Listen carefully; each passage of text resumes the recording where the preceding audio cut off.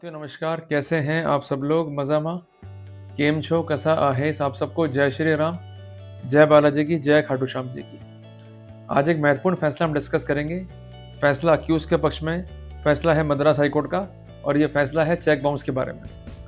तो इसमें क्या-क्या अक्यूज ने डिफेंस लिए जिसका उससे फ़ायदा हुआ और जब भी हम चेक बाउंस केस को लड़ते हैं तो क्या-क्या डिफेंस हमें लेने चाहिए, इस बारे में मैं चर्चा करूँगा स्टेप बाय स्टेप। जो क्लास आज की है ये करीबन है 8 मिनट की, तो थोड़ा धैर्य की आवश्यकता है। एक नोटबुक जो है मेंटेन कीजिए, जो बता रहा हूँ उसको ऑब्जर्व कीजिए और नोट डाउन करने का प्रयास कीजिए and then try to apply the same to your case in the practical way. चलते हैं डायरेक्टली ऑन द बोर्ड। जो फैसला आज हम डिस्कस करेंगे ये फैसला है मद्रास हाई कोर्ट का। इसका डेट है 7/4/2026। इस केस में कंप्लेंट जो है दाखिल हुआ सेक्शन 138 में। ये कंप्लेंट जो है कोर्ट ने डिसमिस कर दिया, अक्यूज को एक्विट कर दिया, जिसके अगेंस्ट जो परिवादी है उसने अपील दाखिल करा ऑनरेबल हाई कोर्ट में और ये अपील भी जो है डिसमिस हो गया बाय ऑनरेबल हाई कोर्ट। तो किस प्रकार जो है प्रोसीड किया अक्यूज ने और क्या थी उसकी डिफेंस थ्योरी, इसको जो है हम समझते हैं। देखिए, जब भी चेक बाउंस का मामला दाखिल होता है तो प्रोसिक्यूशन या परिवादी एक थ्योरी जो है सेटअप करता है। अमूमन थ्योरी क्या होती है कि पैसे उधार दिए, जिसके भुगतान के लिए चेक दिया, या हमने कोई आर्टिकल जो है उधार पे दिया और उसके भुगतान के लिए चेक दिया। अमूमन यही केसेस जो हैं सामने आते हैं कोर्ट के। जब आप लोग डिफेंड करते हैं तो आप लोग जिरह करते हैं, कुछ सुझाव देते हैं पर सुझाव प्रूव नहीं कर पाते, तो अल्टीमेटली आपको नुकसान जो है खाना पड़ता है। उदाहरण के लिए ए कहता है कि मैंने बी को 10 लाख रुपए दिए, बी कहता है कि मैंने चुका दिए, पर ये डिफेंस जो है साबित नहीं कर पाया अगर बी, तो क्या वो जीत पाएगा? उत्तर नहीं। तो बेसिकली हमें 3 पैरामीटर पे काम करना है। सबसे पहली बात, जो केस कॉम्प्रोमाइज्ड है परिवादी का उस पर काम करना है, जो हमारा डिफेंस है उसको लीड करना है और जो लीगल कंप्लाइंसेस हैं इस पर काम करना है। ठीक है जी। तो कोई बड़ा काम नहीं है। देखो, कोर्ट में अगर आप जाते हो तो केवल डिस्पोजल ऑफ केसेस हैं। जैसे हमने पढ़ाई करी क्लास 10th में या क्लास 12th में, तो हमने पेपर को सॉल्व किया, तो ये प्रॉब्लम जो है उसको आपको सॉल्व करना है। जो ये वर्तमान केस है इसमें प्रॉब्लम क्या आई थी, कंसेंट अक्यूज को, उसको अपन समझते हैं। तो केस क्या सेटअप करा कंसेंट परिवादी ने कि मैंने इनको जो है माल दिया, ठीक है ना, उधार दिया, और मैंने इस संबंध में इनवॉइस भी जो है जारी किए थे और माल के भुगतान पेटे जो है चेक दिया गया और ये चेक जो है बाउंस हो गया। Ultimately he is liable. यहाँ पर थे मल्टीपल चेक्स।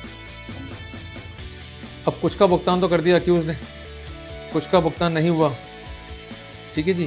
तो इस फैक्ट को जो है छुपाया गया, तो इस पर भी जो है जोर दिया कंसर्न अक्यूज ने। मैं इसलिए बार बार आपसे कहता हूँ कि आप केस को पढ़ा करो। आप लोग करते क्या हो, डिफेंस जो है लेते हो जल्दबाजी में या राय अपनी लेते हो एक्सपर्ट से। परिणाम क्या होता है कि जो आपका डिफेंस है उसका जो इफेक्ट है वो प्रोबलाइजिंग नहीं होता है, इसका आपको फ़ायदा नहीं मिलता है। क्लियर है? जैसे मिस्टर ए ने कहा कि मैंने रुपए दिए मिस्टर बी को, इसके बेटे चेक दिया। अब मिस्टर बी क्या बोल रहे हैं कि साहब चेक जो है चोरी हो गया, और मिस्टर ए और मिस्टर बी जो है लगातार बातचीत कर रहे हैं और बातचीत कर रहे हैं चेक के बारे में, और रिकॉर्डिंग है मिस्टर ए के पास में। तो क्या इसका इफेक्ट होगा प्रोबलाइजिंग? जरा आप सोचो। उत्तर नहीं। देखिए, सामान्य प्रज्ञा का जो इस्तेमाल किया गया ना हमारे कानून में, उसका मतलब क्या है कि आपको एक्ट करना है बोनाफाइडली। आपका डिफेंस ऐसा होना चाहिए इसका कोई भी जवाब परिवादी के पास में ना हो। अगर जवाब उसको मिल गया तो आपका डिफेंस काम ही नहीं करेगा। क्लियर है? उसकी पहली में आपको एक पहली और इंसर्ट करनी है। क्लियर बात है? जैसे उदाहरण के लिए जंतर मंतर बनता ना ऐसे, तो आप जंतर मंतर एक और बना दो, उसको उलझा के रख दो, तो उसका फ़ायदा मिलेगा अपने को। पर उलझाने का मतलब है कि लीगली उलझाना उसको, और अगर उसने आपकी उलझन को सुलझा दिया फिर आप हार जाओगे, और आपकी उलझन में वो फंस गया तो वो हार जाएगा। बस ये है लड़ाई। तो यहाँ पर जो केस में डिस्कस कर रहा हूँ, यहाँ पर क्या सिनेरियो था, बड़े इंपॉर्टेंट स्थिति है। जो अक्यूज़ था उसने तीनों तरफ से अटैक किया, और बहुत ही कम अक्यूज़ होते हैं जो तीनों तरफ से अटैक करते हैं या हमला करते हैं। उसने हमला करा लीगल पॉइंट से भी, हमला करा फैक्चुअल पॉइंट से भी, और हमला करा डिफेंस के स्टैंड से भी। सबसे पहला हमला ये था कंसर्न अक्यूज का कि ये परिवार टाइम बार्ड है।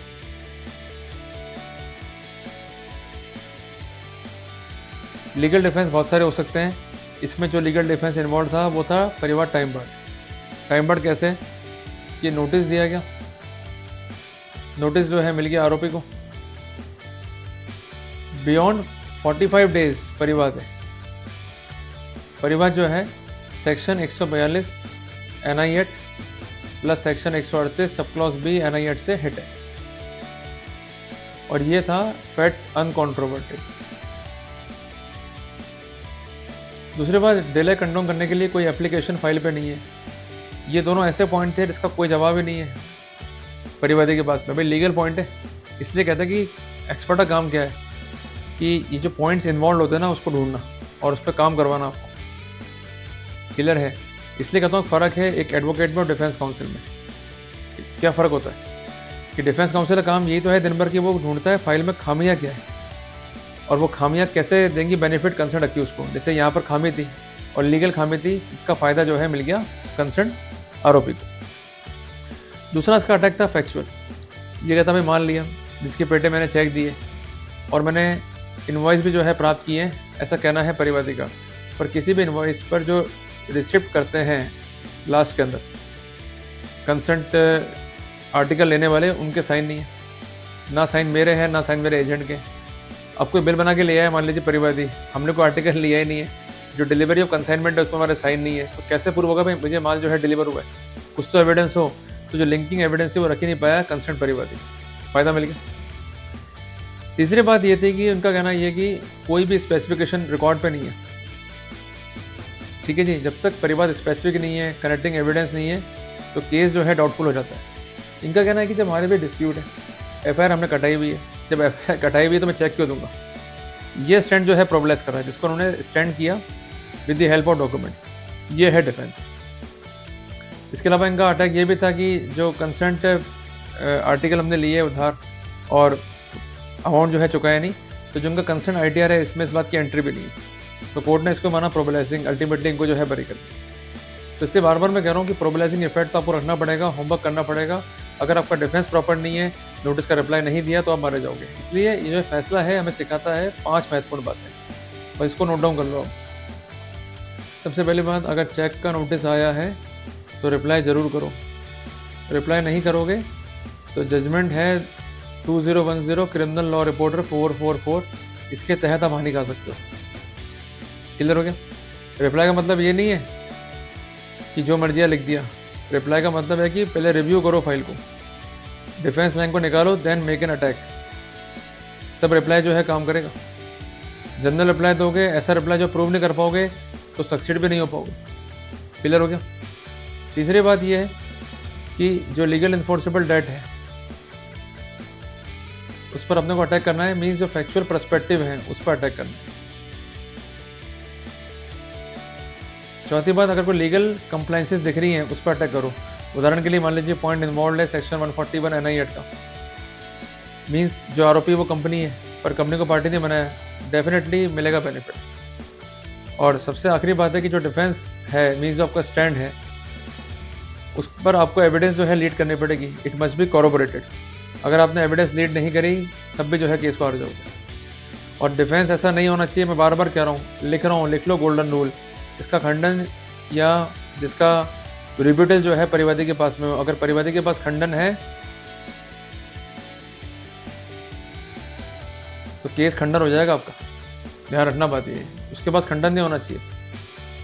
जैसे A कहता है कि मैंने B को जो है रुपए उधार दिए, और B कहता है कि मैंने C को जो है पैसे दे दिए, और C जो है A का एजेंट है। ये तो हो गया डिफेंस लाइन। अब ये मालूम पड़ता है कि C जो है वो A का एजेंट नहीं है और इस बात को प्रूव नहीं कर पाया मिस्टर B, तो उसको फ़ायदा नहीं मिलेगा। क्लियर है? अब प्रश्न ये बनता है कि कैसे साबित करेगा मिस्टर B? बेसिकली को agent ocular evidence must be on record. अगर जो ये फैक्टम है इसको कोई अन्य व्यक्ति प्रूव कर दे आकर के कि भाई हमने कई बार देखा है C को A के पास में, C काम करता है A के लिए, कई बार हमें देने आया डिलीवरी C, उसने कहा कि मैं A का बंदा हूँ और A के बिहार पर देने आया। क्लियर है? कई बार हमने डीलिंग करा A से, उसके बिहार पर कुछ भी कंसाइनमेंट देने आया तो C आया, तो इस तरह से फैक्ट्स को जो है प्रूव किया रहता है। और एक बात ध्यान रखना कि बड़ी खूबसूरती है हमारे कानून में। खूबसूरती क्या है कि ऐसे फैक्ट्स जो कंसर्न है with fact and issue they become relevant. ये है जादू की छड़ी। क्लियर है बात ये?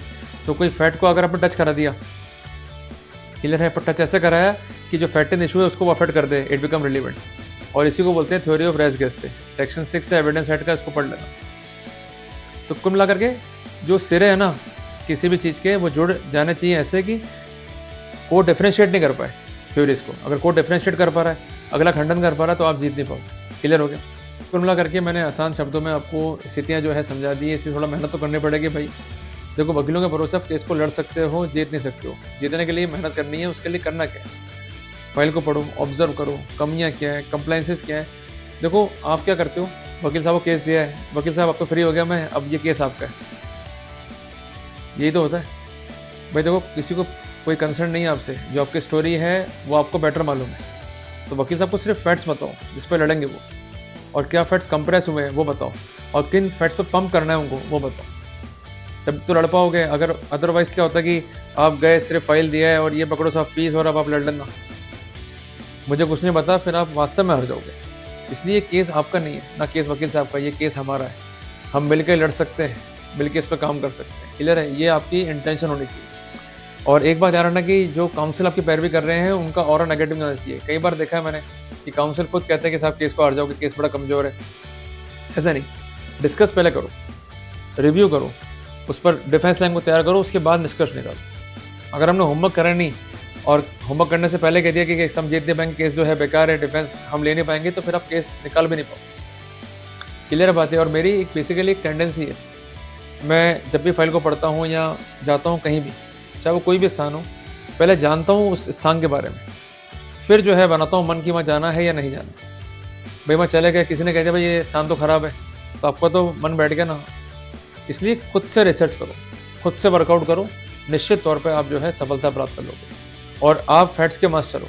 वकील साहब मास्टर ऑफ लॉ हैं, वो लॉ के मास्टर हैं। अगर आपके फैक्ट्स प्रॉपर हैं, उनका लॉ प्रॉपर है, दोनों मिल गए तो कितना बेनिफिट आपका कर सकते हैं। क्लियर है? इसलिए आप आरोपी नहीं हो, आपको एजम्पशन लेके चलना है कि you are innocent and you shall be deemed to be innocent. ठीक है जी? कोई कितना ही कहने थे, अगर डिफेंस प्रॉपर है और प्रॉपरली हिट कर दिया तो डेफिनेटली फ़ायदा मिल जाएगा। इसलिए जब भी कोर्ट में आर्गूमेंट करो, बहुत धीरे धीरे समझा करके स्पेसिफिकली करना है, ताकि अपने को जो है फ़ायदा मिल सके। और डिफेंस लाइन जो भी आपकी है उसके लाइट में आप डिफेंस को लीड करो, यही अपने लिए एक बेहतर ऑप्शन रहेगा। जल्दी मिलेंगे एक नए अध्याय में।